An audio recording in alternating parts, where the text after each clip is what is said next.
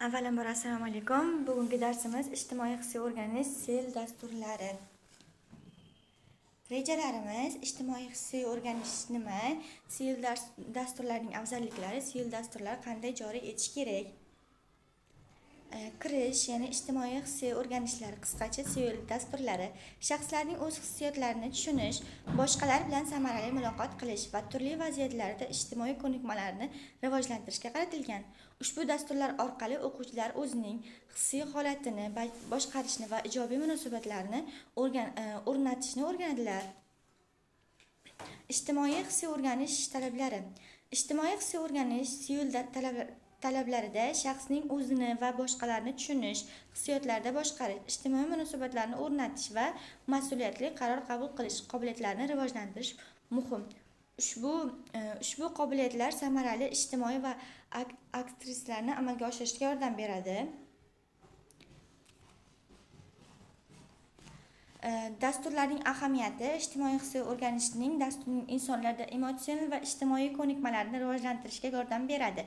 Bu dasturlar bolalarning o'zaro munosabatlarida yaxshilashni ta'minlaydi. Bu dasturlarda o'quvchilarga stressni boshqarish, muloqot qilish, jamoada ishlash ko'nikmalarini o'rgatadi. Ular nafaqat akademik muvaffaqiyatni, balki shaxsni rivojlanishni ham qo'llab-quvvatlaydi. SEL orqali rivojlanishning strategiyalari, ya'ni bu ijtimoiy hissiy o'rganishning strategiyalari odamning hissiy ijtimoiy ko'nikmalarini rivojlantirishga qaratilgan dasturlardir. Ushbu dasturlar shaxsiy va ijtimoiy muvaffaqiyat uchun zarur bo'lgan qobiliyatlarni oshiradi. Bu dastur orqali rivojlanish strategiyalarida misolida hissiy intellektni oshirish, jamoada ishlashni chuqurlashtirish, stressni boshqarish kabi ko'nikmalarni o'rganish mumkin. Bu strategiyalar o'quvchilarning o'z-o'zini tushunishda va boshqalar bilan munosabatlarni yaxshilashga yordam beradi. Bu dasturni amalga oshirish, ya'ni buni universitetlarda, maktablarda qo'llanish. Ya'ni bu dasturimizda o'quvchilarning o'z his-tuyg'ularini va ijtimoiy munosabatlarini nazorat qilishda yordam beradi.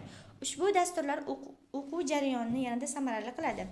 Dasturning asosiy maqsadi o'quvchilarning o'zaro muloqot qobiliyatlarini oshirish va stressni boshqarish ustida ishlashidir. Bu dasturlar hayotiy ko'nikmalarni rivojlantirishga yordam beradi.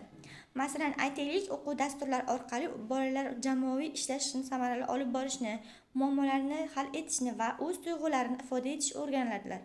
Bu esa ijtimoiy muhitda muvaffaqiyatli bo'lishlariga yordam beradi. Ijtimoiy hissiy o'rganishning asosiy foydalari.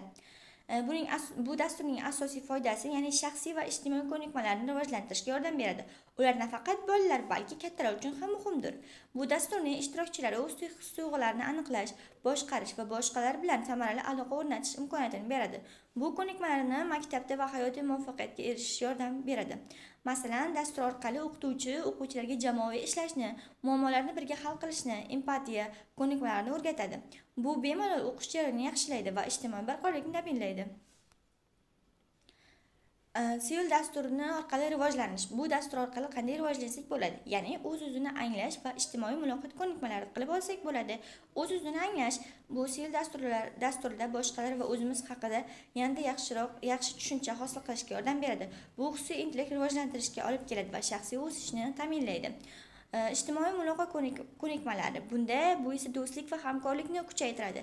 Bu dastur orqali yoshlar o'zaro hurmat va muloqot o'rnatishni o'rganadilar. O'quvchilarga ta'siri va natijalari. Biz buni 3 bo'limga ajratib olsak bo'ladi. Birinchisi o'z-o'zini anglash, ta'lim natijalari va ijtimoiy munosabatlar. Birinchisi o'z-o'zini anglash, ya'ni bu dastur orqali o'quvchining o'z hissiyotlarini anglash va ifoda etishni o'rganadilar. Bu ularning o'z-o'zini boshqarish qobiliyatini oshiradi.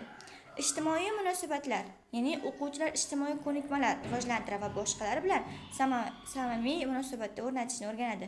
Bu sinfda ijobiy muhitni yaratishga yordam beradi. Faqatgina o'quvchilar faqatgina darsda emas, balki boshqa dasturlar orqali ham ko'chalarda ham ijtimoiy muhitga moslashib keta olishi mumkin. Uchinchisi, natijalar. Bu dasturda ta'lim natijasi yaxshilaydi. Nazoratlar va hollar umumiy maktablar muvaffaqiyatga ijobiy ta'sir ko'rsatadilar. Dasturning maqsadlari: yoshlar uchun xavfsizlik, emotsional intellekt rivojlantirish, ijtimoiy ko'nikmalarni o'rganish, o'zaro munosabatlarni mustahkamlash. Xavfsizlikda dasturlarning yoshlarning xavfsizligini ta'minlaydi. Bu bilan ularning ruhiy salomatlariga yaxshilashga yordam beradi. Ijtimoiy ko'nikmalar o'rganish bu yuqorida aytganimizdek muloqotni yaxshilashi mumkin. Emotsional intellekt rivojlanish bu esa o'z his-tuyg'ularini tushunish, boshqarish qobiliyatini rivojlantiradi. Bu yoshlar o'rtasida stressni kamaytiradi va o'zini boshqara oladi. O'zaro munosabatlarni mustahkamlash, farazatli qarorlar qabul qilish va muammolarni hal qilishga yordam beradi. Bu ijtimoiy o'zgarish orqali amalga oshiriladi. Amaliyotda sil dasturini o'rganish. Sil dasturlari amaliyotda joriy etish uchun o'qituvchilar va murabbiylar trening o'tishlari zarur. Shuning uchun o'quvchilarning hissiy intellekni oshirish va ijtimoiy ko'nikmalarni rivojlantirish maqsadida tajribalar o'tkazish mumkin. Bu jarayonlar o'quv muhitini yaxshilashga yordam beradi. Murabbiylarni tayyorlash jarayoni ijtimoiy hissiy o'rganish dasturlarining muvaffaqiyatli joriy etilishi uchun muhimdir.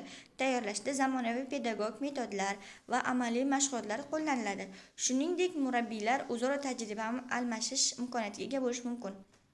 Xulosa qilib, bu mavzumizdan aytishimiz mumkin. Xulosa qilib, ijtimoiy hissiy o'rganish dasturlari o'quvchilarga o'z his-tuyg'ularini anglash, boshqarish va boshqa odamlar bilan munosabatlarni yaxshilashga yordam beradi.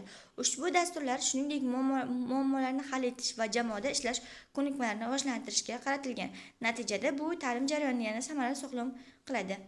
Foydalangan adabiyotlar bugungi darsimizda foydalangan adabiyotlarimiz shulardan iborat. E'tiboringiz uchun kattakon rahmat.